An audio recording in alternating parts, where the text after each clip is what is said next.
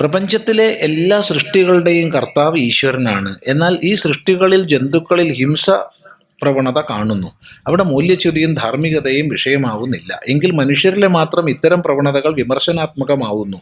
ധർമ്മവും സദ്ഗുണങ്ങളും മനുഷ്യന് മാത്രം ബാധകമാവുന്നത് വൈരുദ്ധ്യമല്ലേ? സൃഷ്ടിയുടെ അപാകതയാവുമോ? മനുഷ്യന് മാത്രമേ തൻ്റെ മുമ്പിൽ വരുന്ന സാധ്യതകളിൽ നിന്ന് ഒന്നിനെ തിരഞ്ഞെടുക്കാനുള്ള അധികാരമുള്ളൂ. മനുഷ്യന് മാത്രമേ ഗുണദോഷ വിചാരം ചെയ്ത് തള്ളാനും കൊള്ളാനുമുള്ള വിശേഷ ബുദ്ധി നമ്മുടെ ദൃഷ്ടിയിലുള്ളൂ. അടിവരയിട്ടുണ്ട് നമ്മുടെ ദൃഷ്ടിയിൽ. കാരണം മറ്റു ജന്തുക്കളുടെ വിശേഷ ബുദ്ധി നമുക്കറിയില്ല. അപ്പം അതുകൊണ്ട് മനുഷ്യനത് ഉപയോഗിക്കുക. എന്ന് വെച്ച് ഒരു മാംസം കഴിക്കരുതെന്ന് ആരും പറഞ്ഞിട്ടില്ല. മാംസം കഴിക്കാൻ ആഗ്രഹമുണ്ടോ? മാംസം കഴിച്ചോളൂ. പക്ഷെ മാംസം കഴിക്കുന്നവർ എത്ര പേരുണ്ട് ഇവിടെ? വളരെ ചുരുക്കേ ഉള്ളൂ. എന്താ സ്വാമി ഇങ്ങനെ വിഡ്ഢിത്തം പറയണത്? അധികം ആൾക്കാർ മാംസാഹാരികളാണ്. അല്ല, മാംസാഹാരികൾ പോയി ആ ജന്തുവിനെ പിടിച്ചിട്ട് തിന്നുക ചെയ്യുക. അങ്ങനെ മാംസം കഴിക്കുന്നവർ എത്ര പേരുണ്ട്? ഇത് മസാല ചേർത്ത് അതിനെ മറ്റൊന്നാക്കി മാറ്റി കഴിക്കുന്നവരാണ്. അത് സ്വാഭാവികമായ മാംസഭക്ഷണമല്ല.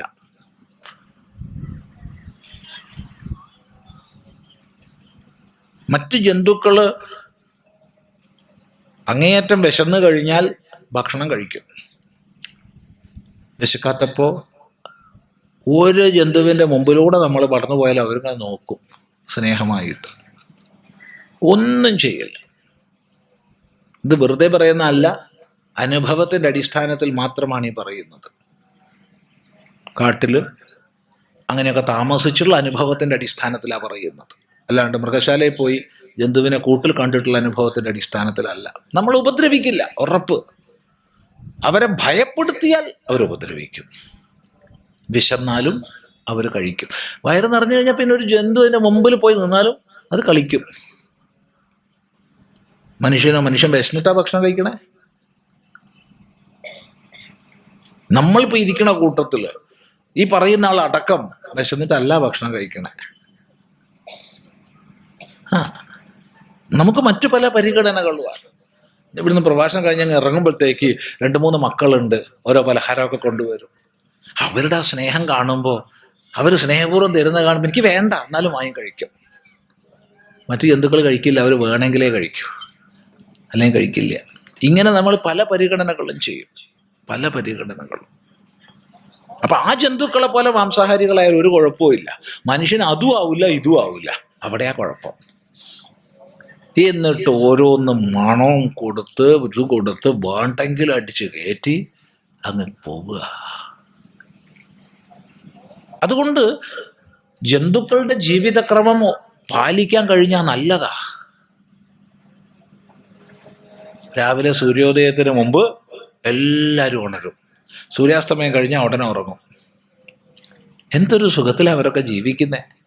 ഇനി രാത്രി ഇറങ്ങി സഞ്ചരിക്കണവരാണെങ്കിൽ പകൽ സുഖമായിട്ട് കിടന്നുറങ്ങും, അസ്തമയം കഴിഞ്ഞാൽ ഇറങ്ങും, ഉദയത്തോടു കൂടി ഉറങ്ങും. അവർ ഈ പ്രകൃതിയുടെ താളത്തിനനുസരിച്ചിട്ടുള്ള ജീവിതമാണ്. ഏതെങ്കിലും ഒന്ന് തീരുമാനിക്കുക. ഒന്നുകിൽ മനുഷ്യനായി ജീവിക്കുക, അല്ലെങ്കിൽ ആ മൃഗമായി ജീവിക്കുക. എല്ലാം നല്ലതാ, രണ്ടും നല്ലതാ.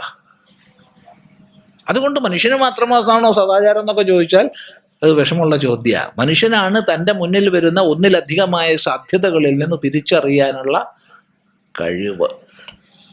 എന്നാൽ മറ്റു ജന്തുക്കൾക്കില്ലേ? ഉണ്ടിട്ടുവോ? ഇല്ല എന്ന് പറയരുത്, വളരെ ഉണ്ട്. ഞാൻ ഒരിക്കലും മറക്കാത്തൊരു ദൃഷ്ടാന്തം പറയാം, ഒരിക്കലും മറക്കാത്ത. നൂറുകണക്കിനുണ്ട്. അതൊന്നും പറയാൻ സമയമില്ല. ഒരു ദൃഷ്ടാന്തം പറയാം. ഒരു കാട്ടിൽ വല്ലാത്തൊരു കാഴ്ച കണ്ടു. അപ്പോൾ കൊടും കാടാണ്, നടുക്കിലൂടെ പുൽമേടുണ്ട്.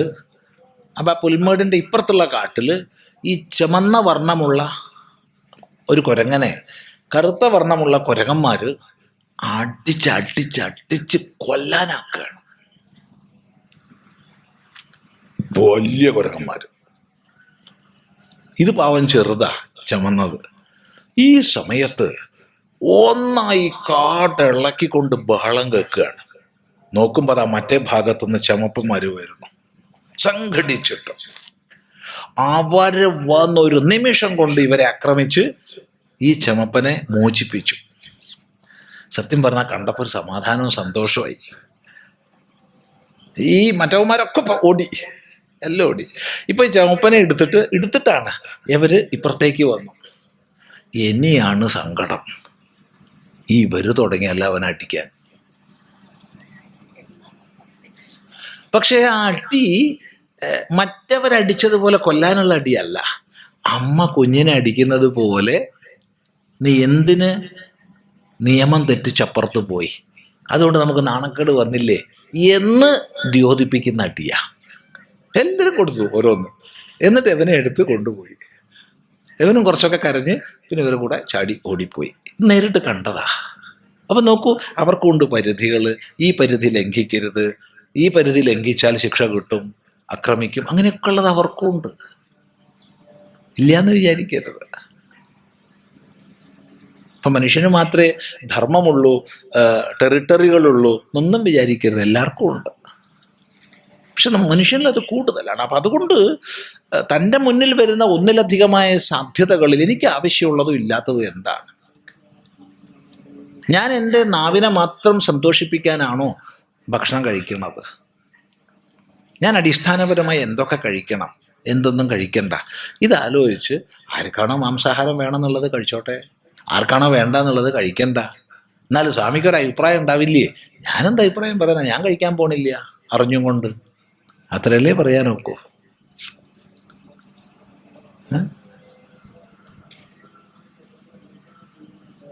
ഒരാളെ നോവിക്കുമ്പോൾ അയാൾക്കുണ്ടാവുന്ന വേദന, ഒരാളുടെ നേർക്ക് കൊല്ലാൻ വേണ്ടി ആയുധവുമായി പോകുമ്പോൾ അയാൾക്കുണ്ടാവുന്ന ഭയവും വേദനയും എനിക്കറിയാം. അതുകൊണ്ട് ഞാനത് ചെയ്യാൻ പോകുന്നില്ല, അതിൽ ഞാൻ പങ്കാളിയാവാനും പോകുന്നില്ല. അതിൽ വേറൊരാൾക്ക് പ്രയാസമില്ല, അയാൾക്ക് പോവാലോ, എന്താ വിരോധം? അതുകൊണ്ടൊന്നും നമ്മൾ അടിച്ചേൽപ്പിക്കുന്നില്ല.